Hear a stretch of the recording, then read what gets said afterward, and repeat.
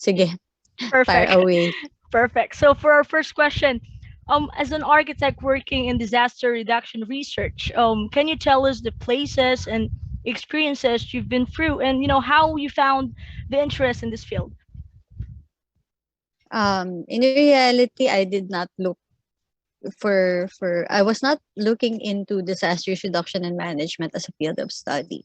It's more of a very serendipitous event, no, on my end. I think personally, I, and I guess for most of us here, now we all had our encounter with disasters at any one point in our lives. We can remember at some point going through a typhoon, um, and so on. On my end, that is Ondoy. So I was 7 months pregnant when Ondoy happened. So, and our community is one of those flooded quite heavily during that time.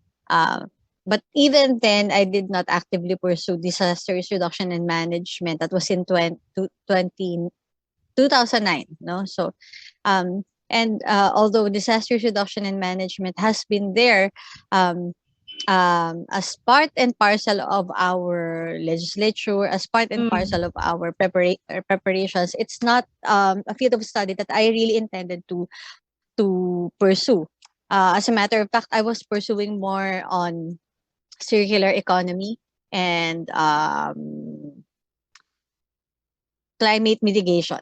So, but um, in 2015, I became part of a DOST funded research on building back better. So our team was in charge of the review of the disaster supply chain after Yolanda in Tacloban, Leyte, and the areas stricken by Yolanda. So and that started the whole discussion on my end of how disaster risk assessment that time in 2015, no, it's relatively new. The HLURB guidelines was only rolled out latter half of 2014, so it's a very new field of study, and we get to um, work on disaster risk assessment at that point in time. So we need to review the assets that were exposed to um, Typhoon Haiyan, but now looking at it from a model, using probabilistic models of the typhoons that will be coming. So I think 100-year rain return period, something like that. So we did the disasters assessment for the humanitarian logistics um, elements, no, the infrastructure. So that's critical point facilities, lifeline utilities, and roads, no, that comprise the humanitarian logistics management of that um, in the onslaught of Typhoon Haiyan. And we also did an exposure analysis of the affected populations in that locality. So there were a lot of studies after that, no.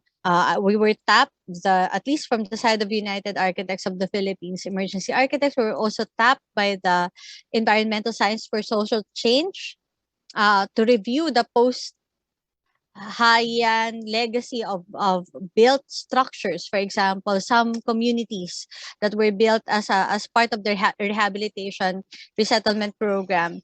So we did, I think, 3 communities at that point in time: Samar, Eastern Samar. So there had been many instances when disaster risk reduction and management became my field of study out of not my own desire, but it's actually the DRR I am beckoning me to join the fray. So, and after that, it became natural. No, we just you have a tendency to fall in love with the things that you do slowly, gradually, as you become more and more exposed to it, and as you understand how important it is for your people and for your community. So I see. Well, that's actually good to know. When on my end, we actually also experienced some such as calamities here in Cagayan de Oro. If you're familiar with Sandong, that was really a heartbreaking disaster that happened in our city. As I can remember, the flash flood. I can still hear the screaming of people asking for help and whatsoever. And after that, we tried to roam around the city, and I've come to notice the initial response of the city to actually somehow relocate those people. And that was really a heartbreaking event. And after knowing that you were also gone through those experiences, so that made you also how do you call it, involved more on the profession and type of field that you are in. How about you, Erica? Were you able to experience those things prior in the past? Yeah, actually, I distinctly remember way back 2013. Was it Typhoon Pedro that ravaged? If I can remember correctly, it was Typhoon Pedro that that ravages to the areas of Bukidnon and Compostela Valley. I remember that the flash floods were were actually in the knee part, but it is actually enough to scare the 12-year-old self, because back then the covers of our the covers of our old car were actually flow away.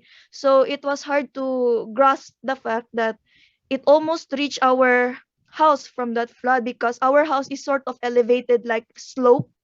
Mm, uh yeah, so it was actually scary for that part, because the it was the winds and the rain were never ending. I was really scared at that time, because it one day our windows, which was already made from jalousie, it was actually like trying to break off from its Mm. hinges, so it scared me. So that was actually the most genuine, closest to what I have felt that during the event of Typhoon Pedro.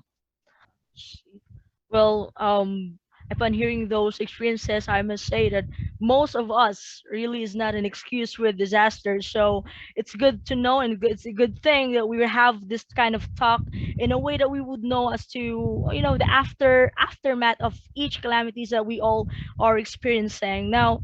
To actually run through with all of the questions, I have a lot of questions in my mind, but let's go ahead and go stick with the second question, please, Erica. All right, so for the second question, as a country located in the Pacific Ring of Fire, we are not strangers to these natural disasters. Remember that in the upcoming days, Bagyong Odette is to set land on our city, especially in the areas of Visayas and Mindanao. So, however, we have to know what makes a disaster a disaster. Can you talk us through it, architect? Um, well, if you look at it, we're not the only country that is actually located in the Pacific Ring of Fire. You have Japan, you have. So if you think about it, our location is not the only reason, is not the main reason why we're disaster prone. Okay. What we have in reality are just hazards. It is optional to make it a disaster. Okay. Why? Because the presence of a hazard will not automatically turn it into a disaster. Two things must come in contact with that hazard. First, exposure, magnitude of exposure. You're talking about how many people, how many assets are going to be exposed to that particular hazard when it happens.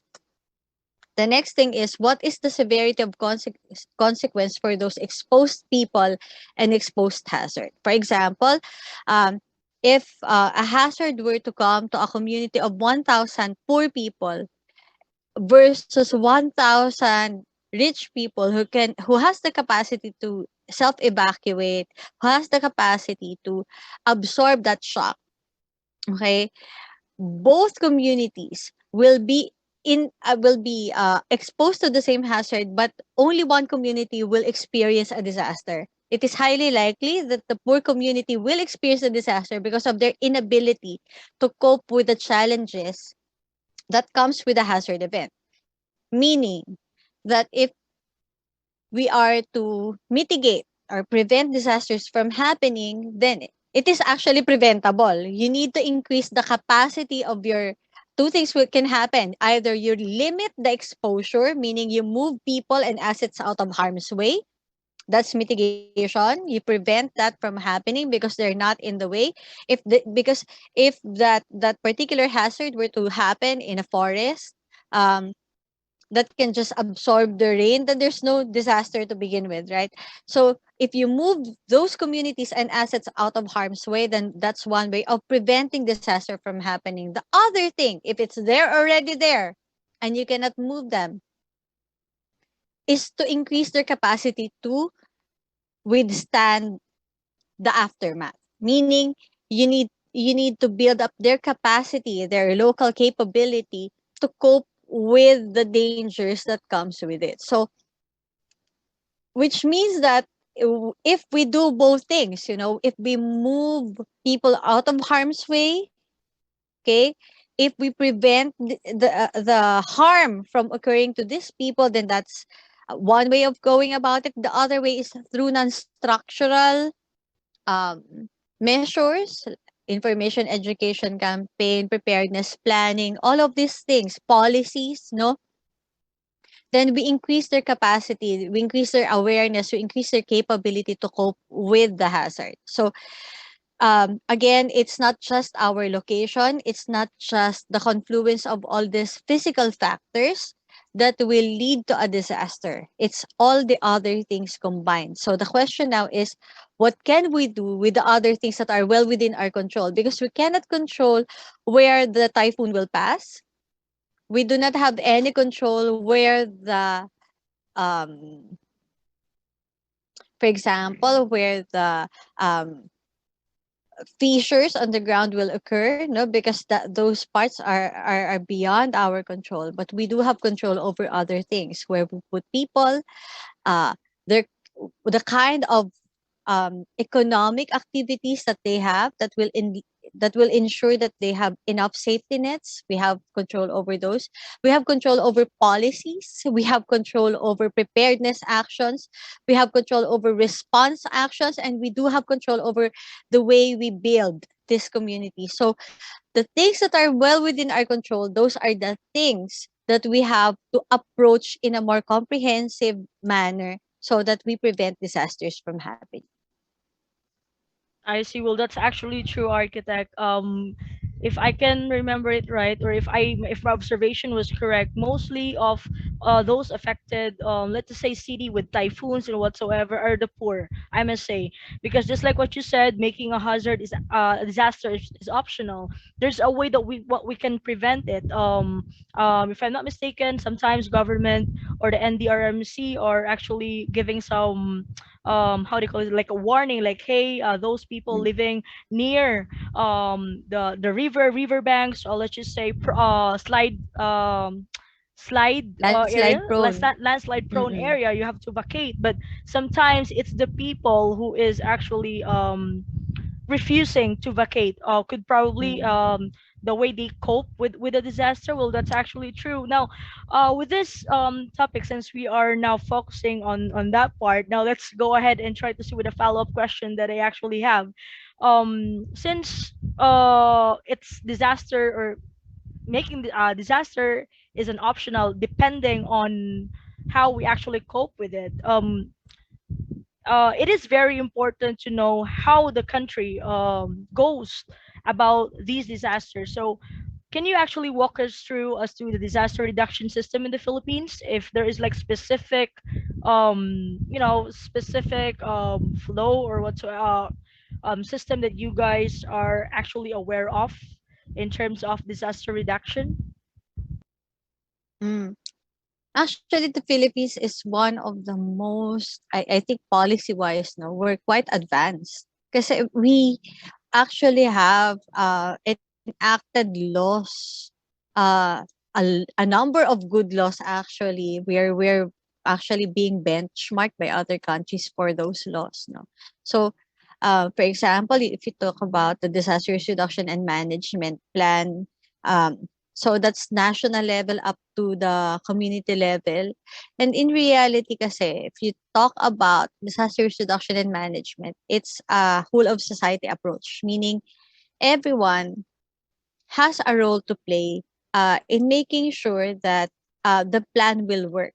Now, and here is what I think here's where we're lacking. We have policies, we have protocols, but we need people to be part and parcel of that plan. We need people to buy into the plan and actually play their role. So it starts with individual preparedness, of course.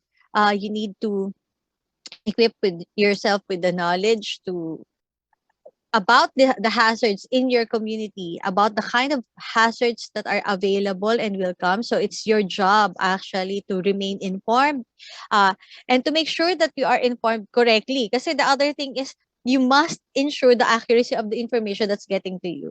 Okay.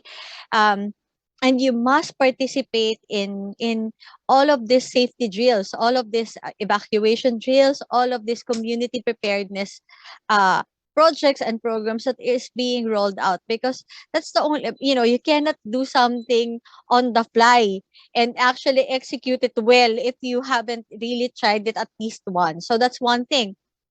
Then there's family level preparedness. So you need, as a family, to actually consider what are your plans in case of fire. Have you discussed it as a family? In case a fire breaks out, what will we do? Where are our supplies? Where is our go bag? Has everyone prepared their go bags? What are the things that will go into our go bag? Stuff like that. No, so then there is also the community level preparedness, because you need to understand as a community, what are your evacuation protocols, how fast is your evacuation protocol to the nearest evacuation area.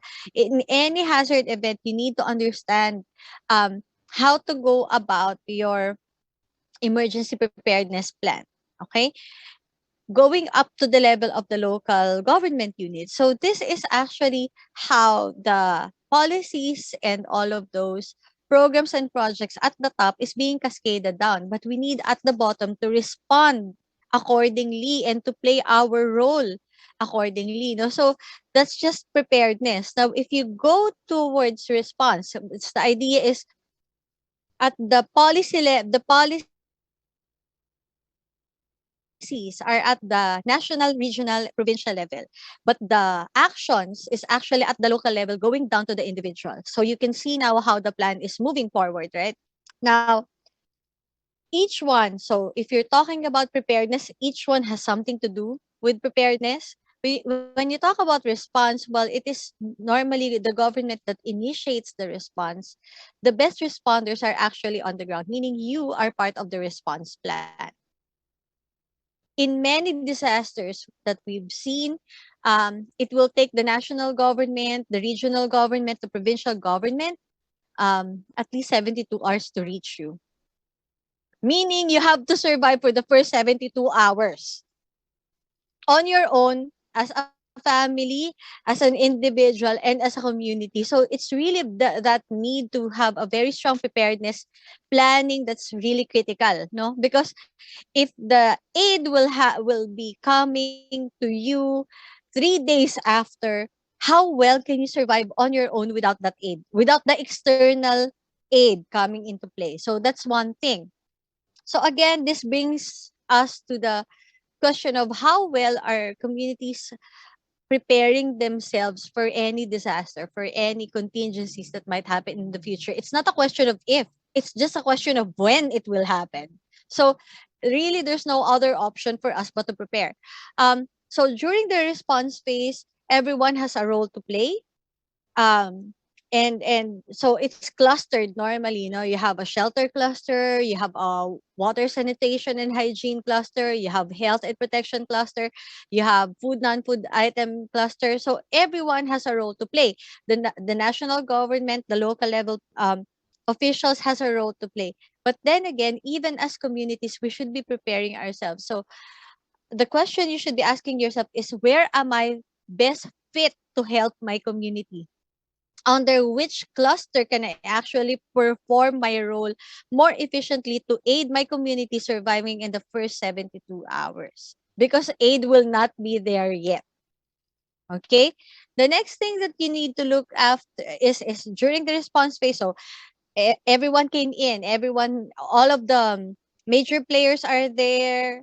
Everyone is doing their job. So you're responding to the weakest, the poorest, the most vulnerable. moving up. So once some level of stability has been achieved in that community, so you now shift slowly towards rehabilitation and recovery. Now, during rehabilitation, if the response phase is very agility is the name of the game. How fast can you mobilize? How quickly can you get there? How how well can you adapt? How flexible is your system? When you're talking about the rehabilitation phase, it's the question is now not about agility and speed, it's about the reach. So it's about now the ability of your system to be able to provide aid so that everyone can recover at the same time, meaning it's numbers. You're talking about a vast number of people whose suffering you need to alleviate and slowly move towards stability. So when it comes to recovery phase, you're talking about building back better. You cannot build the same way you did before because that's you. I mean, because if you do so, then if another disaster of the same magnitude were to come, you're gonna get into trouble. So when you talk about rehabilitation phase, it's always about how do we build things back better? How do we improve our system so that it's more robust, it's more responsive, more agile, no? And it has enough redundancy, enough extra capacity to be able to absorb the shock. So in each phase, no, normally the rule is if you can prevent the disaster from happening, that's the best play, no. Prevention is still key, but if you cannot prevent it, the question is how do you mitigate it, how do you lessen it so that the impacts are not so severe. So with whatever is left, the question is how do you improve the conditions for these people so that you move them out of harm's way, or you lessen their suffering, or you lessen the time that they suffer. So it's really all about those measures, no? It's all about everyone in society playing their role, doing their job so that everyone can get back on their feet faster, get back on their feet stronger, you know? So all of these things must come into play. And again, when you talk about resilience, it's not the job of the government, it's everyone's job. So we need to remember that everyone has a role to play. Different roles, yes, but everyone has a job, has a stake in that particular continuum. And no one can say that we are just passive witnesses to all of this. No, we cannot afford to be passive witnesses. We have to be there actively engaging and doing something in order to improve the conditions for everyone.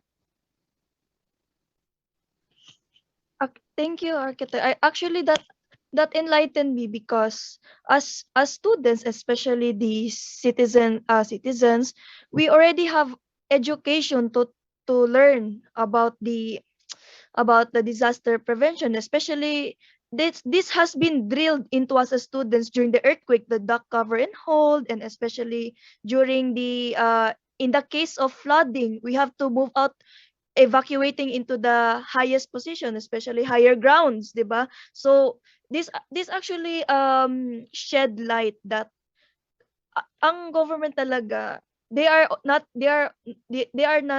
the only ones who ought to move, but also the citizens who plays a role for us to survive, not on the case of resilience but also on the means of adapting and to survive. Kasi as what you said, architect, aid is not aid is not that immediate because there are instances that factors have to be considered given the natural disaster, the placement, the location, the vicinity, and whatnot. That gives us to our fourth question. Given that individuals have a role, what is an architect's role in this type of scenario or this type of work? Mm. Well, if you think about it, because architects are part and parcel of the solutions when you're doing community work, no? So architects play a major role in the tapestry of buildings. buildings that we have. So shelter as a basic human right, 'di ba? Shelter is a basic human right, and we are right smack in the middle of making shelters. So our first role is um we need to build better shelters. And we need to make shelter safe, affordable shelter available to the vast majority of our countrymen. So, and then we need to plan our communities really well. We need to do our due diligence really well, no? Na okay, it's one thing to know how to design buildings, but we need to design buildings. Thinking forward that if these are the hazards, and we've modeled, a lot. There are a lot of models regarding storm surge prone areas, liquefaction prone areas, name it, we have it. It's in there. There's a database for it. The question is, how well do architects tap into this information and design based on the available information, based on science, no? That okay, if we know that this area is flood prone, and if the 100-year rain return period for this area would normally result to 80 centimeters of flooding within this area, then it only makes sense that we elevate the houses by at least a meter, to allow for some allowances there, to maybe 1.2 meters. um we need to inform our clients why it is necessary, because we've seen the information and we want to keep them safe. The other thing that we can actively engage in is um to really not just educate ourselves and our clients, but also to actively engage in um with our governments, with our local communities regarding, okay, what is our evacuation plan? Where is our evacuation shelter? How do we improve the conditions in our evacuation centers? What are the current needs in our evacuation centers? How do we respond to the needs of the most vulnerable in our evacuation centers? For example, women, uh, you know, pregnant women, lactating women, women who are young adults, no, those who are actually at the verge where their body's physiology is changing. How do we improve the conditions for them? uh what about the elderly? What kind of spaces will they be needing? The infirm, for example, or even our uh persons with disabilities. How do we evacuate people who are mobility impaired? How do we tell people who are deaf mute about the dangers that they're in, because they cannot hear the warning sirens go off? It's very different when you're differently abled. No, the available resources to you are quite limited. What if they're visually impaired? How do we make sure that these evacuation centers actually meet their needs? What about children? Who I mean, when you're talking about evacuations, we're talking about the needs of a very big cluster of people, and they're not generic. Age wise, they have different developmental needs. Physiology wise, they will have different needs. So all of these are responded to within the evacuation shelter. So how do we improve the conditions there? Because as you've said earlier, many people hesitate to preemptively evacuate. And most of the reasons why, at least in the interviews that we've had, is that first off, they're not sure whether they'd be comfortable in the evacuation centers, because they've seen how crowded evacuation centers are in the past. Okay, so other thing is, they don't want to leave their meager possessions behind. It took them so much time to be able to accumulate what they have, and if they leave that behind, they fear that either it gets washed away or it gets stolen. Another reason why people do not preemptively evacuate is that they have pets. And in many evacuation centers, pets are not allowed. And they do not want to leave their pets behind. So they'd rather stay, at least one family member would rather stay with the dog in the house than to force, because no evacuation center will accept the dog, than to force themselves into the evacuation center. What about people with cattle and other big farm animals, which they cannot leave behind, because they know that when they go to the evacuation centers, they will have no place for their cows, their chickens, and their goats. these are concerns, and these are real concerns, and if we want to move people out of harm's way, we need to understand their motivations for not moving, and we need to be able to address their concerns and their needs as humanely as possible, no? So these are important aspects that we um need to look into in our evacuation center. And that's just the response phase. When we talk about rehabilitation, that is something else. If we want to rebuild communities better, then we want to be able to plan, actually redo the plan, so that these people who evacuated will not go back to the same kind of living conditions again. So for example, um, we want to educate them to help them improve their construction techniques.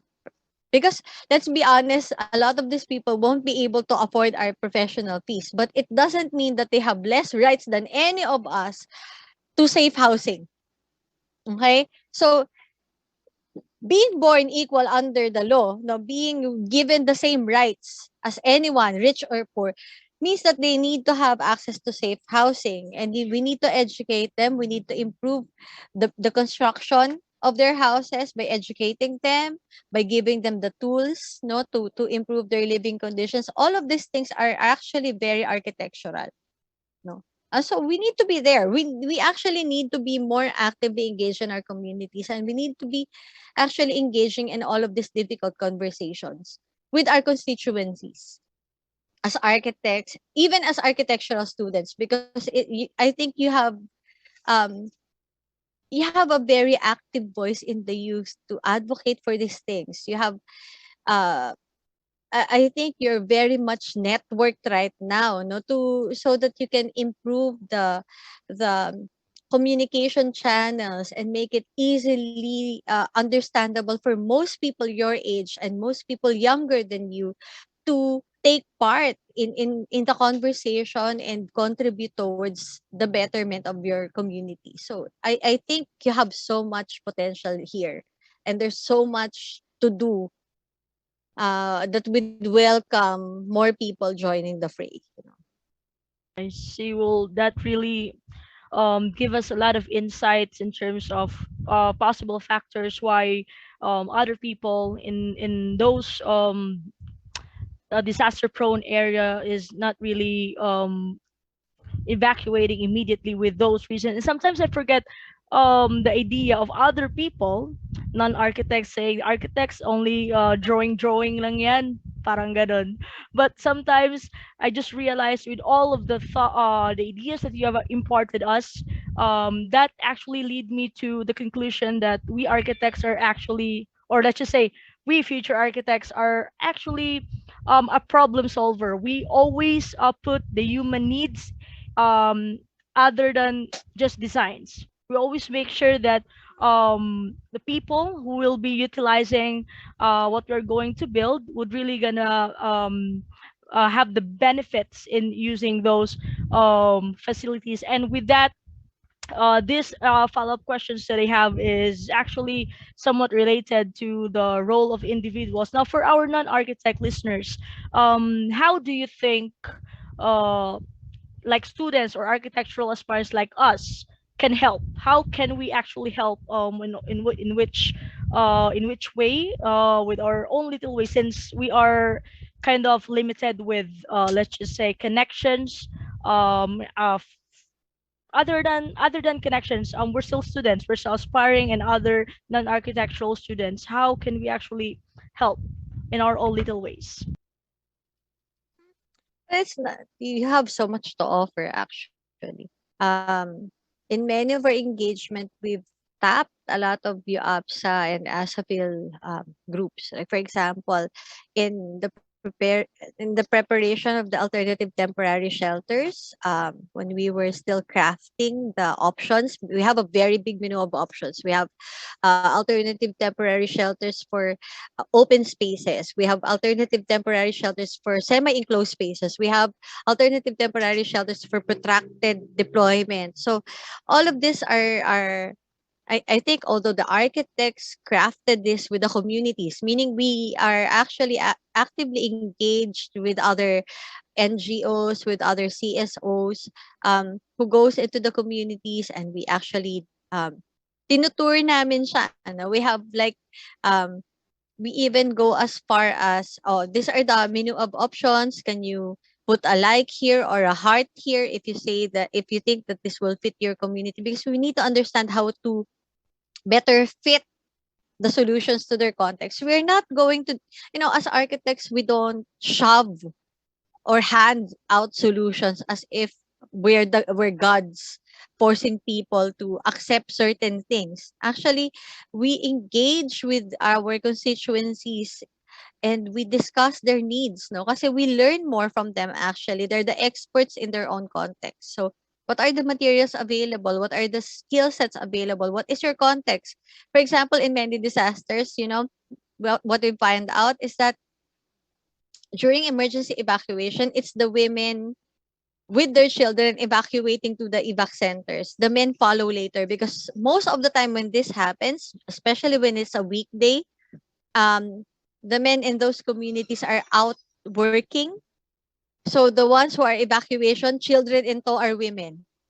So that means that if we want to make the evacuation center work, we need to know what kind of skills can women have so that they can improve their conditions. So we need to craft solutions around those things. That means that the partitions had to be lightweight.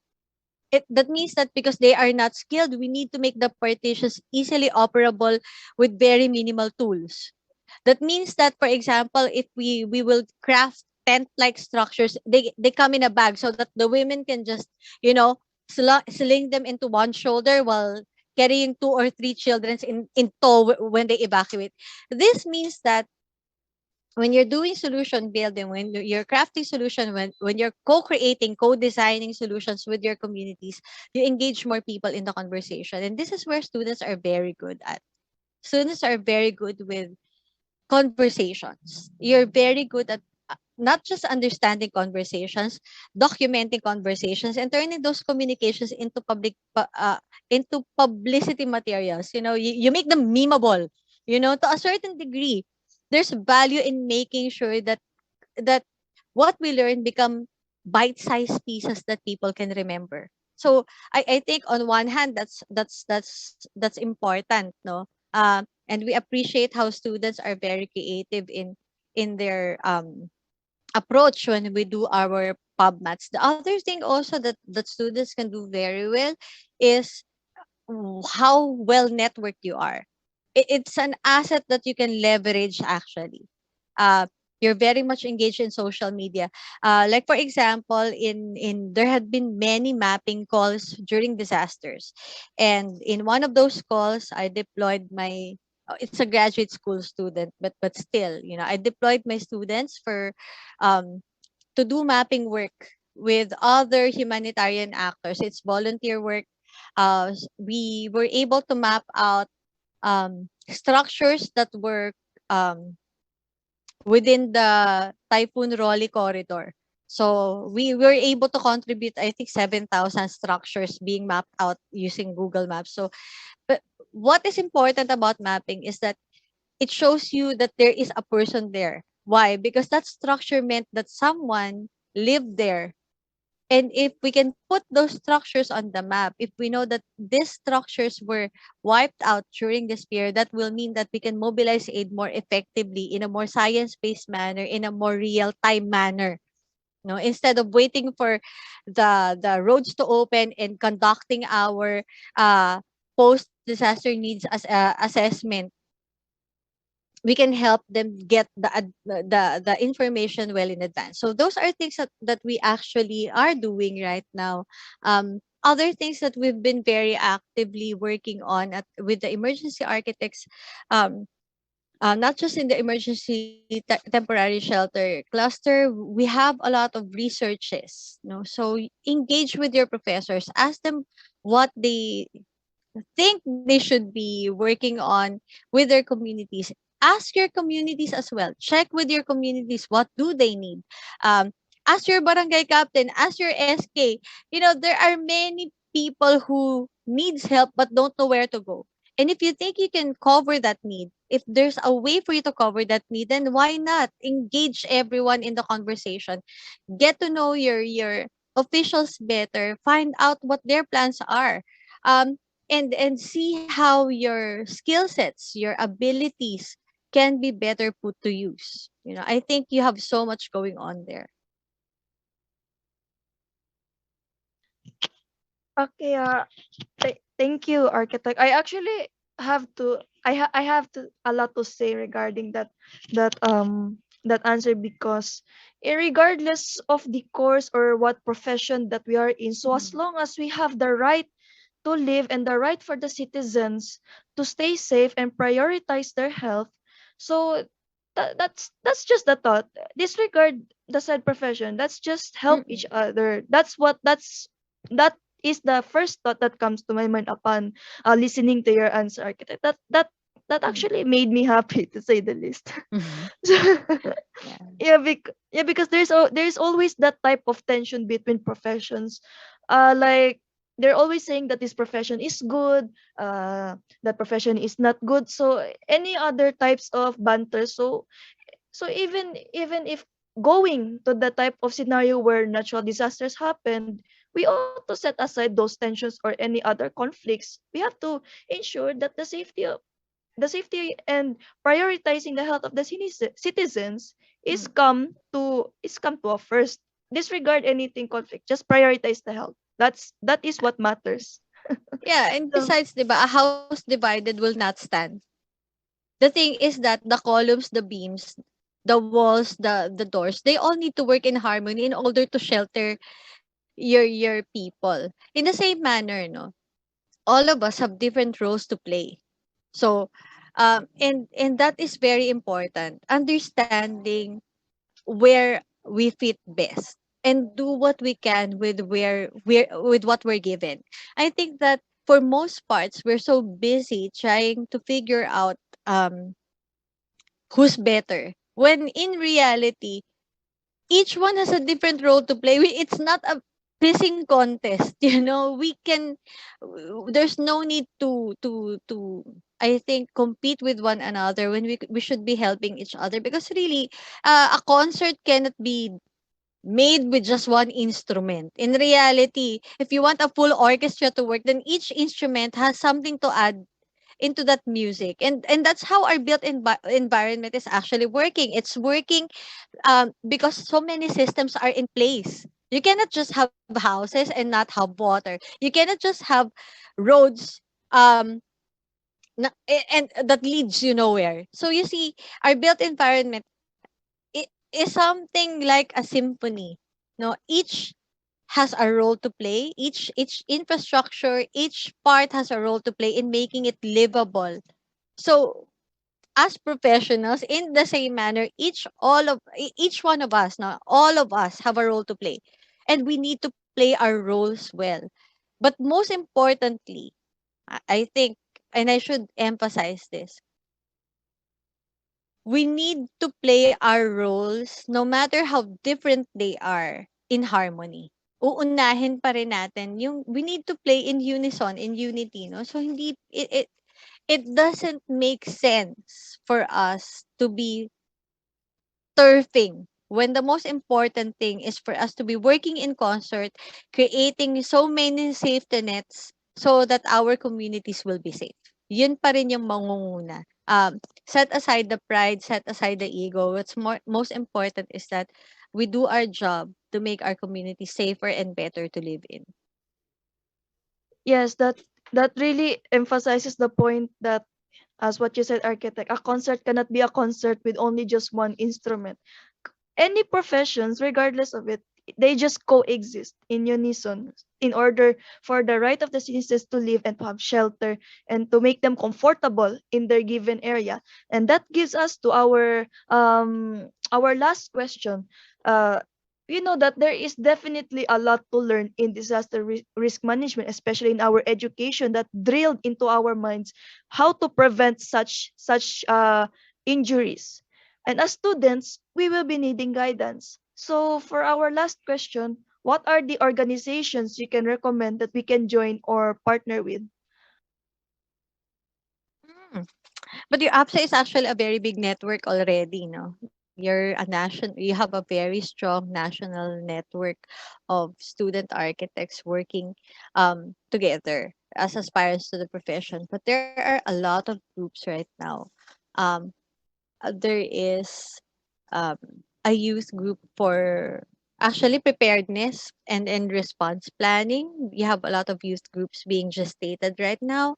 Um, Even UAPSA has links with UAP, and the UAP Emergency Architects is just one of the small committees working under the National Board of Directors to improve conditions on the ground for disasters reduction and management.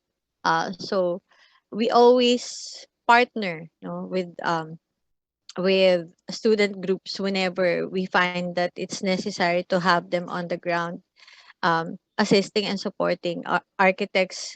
Um, your chapters have their own, your UAP chapters have a lot of projects and programs, so you might want to also look into those things.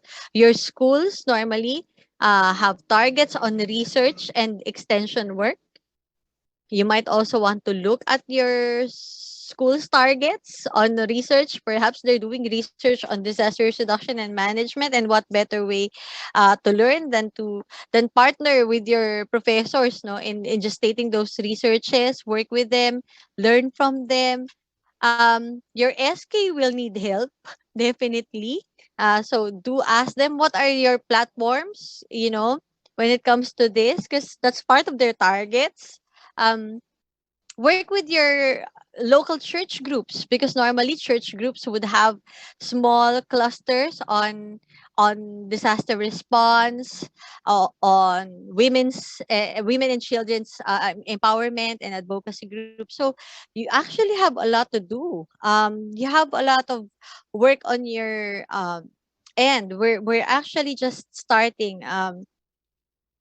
I'd like to also flag. There's what we call humanitarian open street maps. They train volunteers to use the Google Earth and plot out structures within the Philippines. So they have a very big unmapped PH project, wherein we're making in that particular platform. They're trying to make sure that majority of the Philippines has been mapped, meaning the structures they're in, the streets, no. So it's easier for us to understand uh, communities before a disaster hits, no. So you might want to also consider partnering with hot maps. There is a youth group, if you're in the LGBTQ sector. There is a youth group under that unmapped PH that's doing safe spaces for LGBTQI. So they're doing mapping of I think AIDS facilities that cater to AIDS, HIV, safe places for sheltering, so stuff like that. Those are available, and these people are always on the lookout on how to help other communities. So you might want to partner up. You might want to look into those things. Yeah, on my end, I'm also trying to get training on how to handle one team for that, because I, for the longest time that we've been having disasters, the common issue is understanding where everything was before. So we're also trying to do another community on mapping of assets, no. For example, where are the physical assets for communities? Where do they evacuate? Where are their evacuation routes? How do we do valuation on their end? So these are things that are there in the future, but right now, just right now, you can have a lot of you have a lot to choose from. Actually, pick your pick your passion, I would say, and figure out which groups. They're all on Facebook, Instagram. So pick your passion, and I hope it leads you somewhere really, really fulfilling, on your end. No? But you have a lot to do. Actually, they will need a lot of you when you talk about disasters, because shelter is Sabi nga namin, when we talk about shelter, shelter is protection made physical. The first structure that you run, when you talk about safety, diba, your first thoughts of safety, it has something to do with the enclosure of a structure, whether it's a home or a safe house. So, and you're already there. You're already studying. So, might as well join the fray. Yes, I truly agree with you, architect. Regardless of what group, so as long as there is the sense of unity and helping each other. I'm happy that you included the LGBTQ committee because, Mm. to be frank, I'm also part of it. So Yeah, Welcome to it's a welcome very to the big group. club. Mm. It's a very big group. No, there are, because from what I've been, I, I've partnered with them. The Unmap PH, we partnered with one group that does this. So not only do they do safe houses and HIV AIDS centers and all of these things, but they're also during disasters they change their platform to do mapping work for mapbex. Um for community. So they've helped many cities and municipalities map their assets out. So I think that's one good thing to um, join. No, stuff like that. There's also on my end, I am now engaging in the She Leads and She Inspires cluster. So it's for women naman. It's women led planning, it's women led initiative. So it's going to be very fun for all of us, I think. So all of us have something to share, something to do, something to give. So make sure that you find ways and find time to do your fair share. Yun lang, time, treasure, talent, whichever is available, whichever you can give freely and wholeheartedly give it. thank you so much for that, architect. I'm really happy. I'm really happy that they included that certain group. Me and my host, we are happy for that. Yeah, no problem, no problem. So with that, we have come to a conclusion that this was indeed an eye-opening discussion, architect. You know, as future professionals, aspirants, we ought to shed light on the various designs and housing projects, not merely on the urban, residential, and commercial part, but also on the areas that are prone to natural disasters. And it's been an honor to be among such an accomplished individual like you and to be able to share my thoughts and my co-host thoughts about housing after calamities with our esteemed guest, architect Geomilie Tumamao-Guittap. But before we actually end, do you have some sort of final messages for our listeners? Mm, not much, but just maybe to encourage all of you to be part of the solution, to um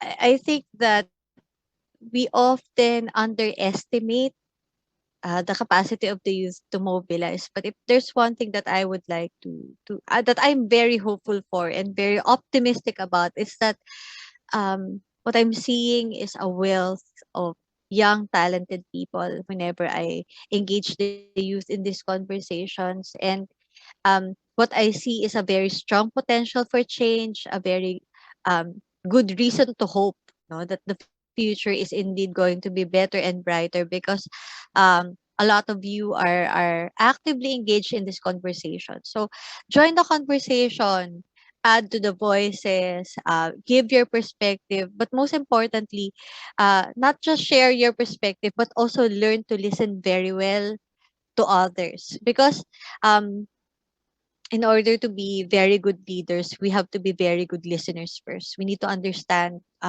others. No, we need to give ourselves the chance, to be educated by others, no matter how their stature is in life. No, you have to give yourself the chance to learn from others. And I think that given how open and given how truthful and given how skilled, this group is, I have every reason to be hopeful, and I'm just glad that we could spend time together in this conversation, and I hope that more and more of you will, engage and actively communicate, actively participate, no, be there, be present. Actually, that's the only thing. Be present in your communities. Make it, kumbaga pa YOLO, you only live once, so make it count. Make it count.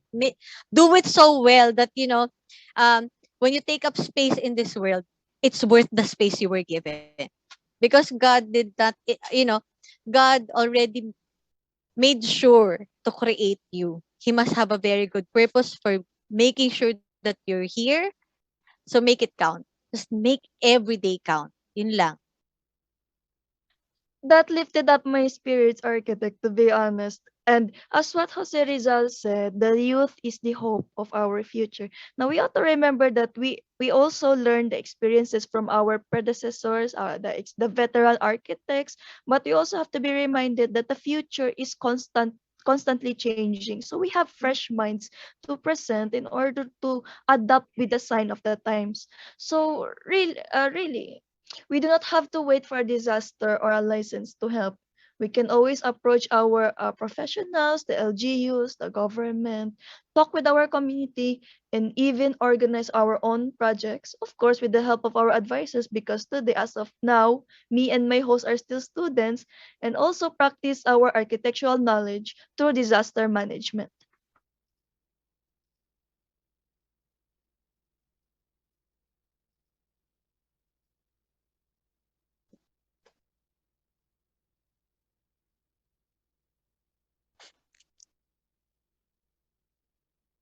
Hello? You need, yeah. You need to unmute.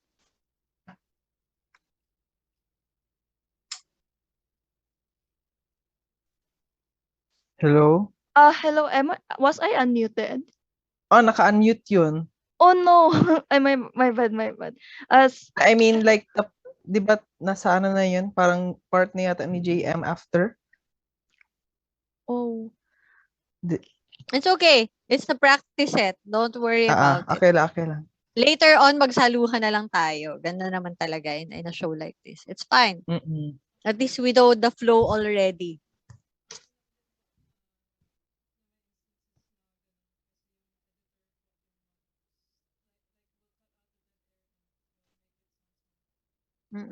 Isa splice naman yan. So it's fine. It's okay. Just pag naka-encounter ka ng ganun, just unmute and just continue para hindi ka mahirapan.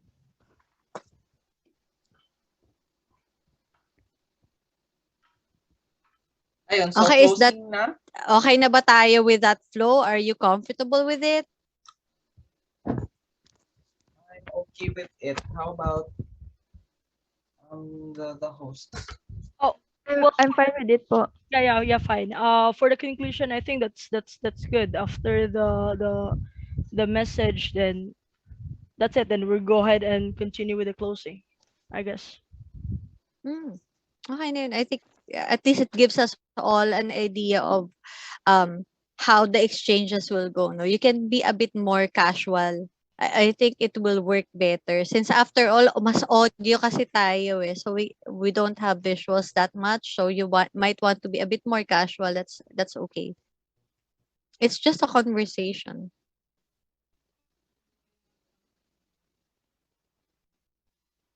Okay. Shall we go ahead and proceed to the closing, or let's go ahead and shoot the final closing I think we first? should shoot the final. Or sige, ganito na lang. Basahin niyo yung closing niyo para lang you're comfortable with it. Okay, And then let's shoot the final. perfect. So yeah, so that is all for this episode. Thank you very much, Architect. I learned a lot of things, and I hope.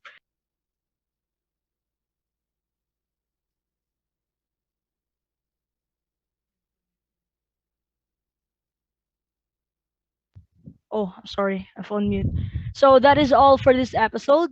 Thank you very much, Architect, and I learned a lot of things, and hope you enjoyed this as much as I did. Before we end this episode, make sure to follow us on our official UAPSA National socials, and our handle is at UAPSA National on Facebook, Twitter, and Instagram. To stay in the loop, you can also subscribe to UAPSA TV on YouTube and Halige publication on Facebook, UAPSA's official publication. This episode is indeed very insightful. Even I myself gain new knowledge in this uh, podcast. And I hope that we can have you again as a guest in the future. This has been UAPSAlitaan Season 9, Episode 4, Housing After Calamities. Once again, I am Erika Galindo from UAPSA, University of the Immaculate Conception. And I am JM Bonjan from UAPSA-PHINMA COC College. Thank you and have a nice day. Woo! Yay! Arnel, Yes, yes. actually we did someone try to record the question and answer part, because I'm very, I really like the question and answer part, not the later part in the first part. We can actually try to cut and play if the editor, with the editor, if someone actually tried to record it or no. No? Wala yata. Na-record ba, Kate? Ju- just like an a backup. Okay. Okay. Oh, let's start with the Zoom. With the final. Sige. Or break siguro muna. Inom tayo tubig or something. Mag-water tayo and then let's do this. Okay? Sige. Mga 9:45 or 50. Okay lang ba?